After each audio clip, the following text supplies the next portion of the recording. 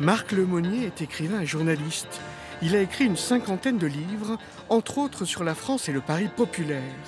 Pour l'éditeur Parigramme, il est l'auteur d'un guide « Paris, décor de cinéma ». Un ouvrage qui explore les décors naturels dans lesquels les plus grands films ont été tournés.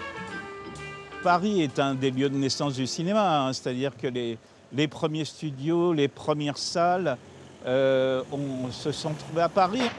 La ville est d'une grande diversité. On peut y retrouver sur un seul territoire des lieux qui évoquent la grande finance, des lieux de polar avec des ruelles sombres.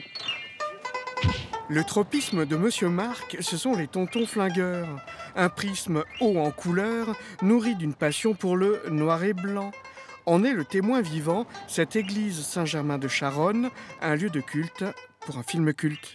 On se trouve quasiment dans l'église intacte des tontons flingueurs, le banc où était prise la célèbre photo où ils sont tous agenouillés était ici. On reconnaît encore le pilier. On est vraiment dans le décor de la fin des tontons flingueurs, dans son jus, quoi. Tout y est, il manque Francis Blanche et Lino Ventura. Quand Georges Lautner a choisi une église, sachant qu'il allait y faire exploser une voiture sur son parvis, il a préféré celle-ci qui, il y a 60 ans, n'était pas entourée par l'urbanisation de manière aussi radicale. C'était encore un coin de Paris qui était presque villageois.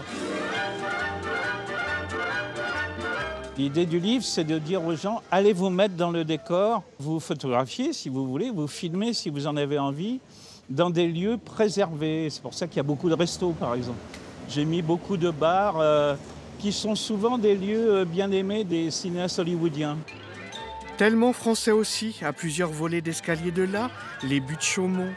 Rue des Alouettes, c'était la tête de la Gaumont en 1897, avec son atelier. Dans cette rue, on a toute l'histoire de la production audiovisuelle française résumée en quelques centaines de mètres. Léon Gaumont, c'est vraiment le tout début du XXe siècle. On a tourné Fantomas, Judex et toutes les séries de Gaumont à quelques dizaines de mètres d'ici.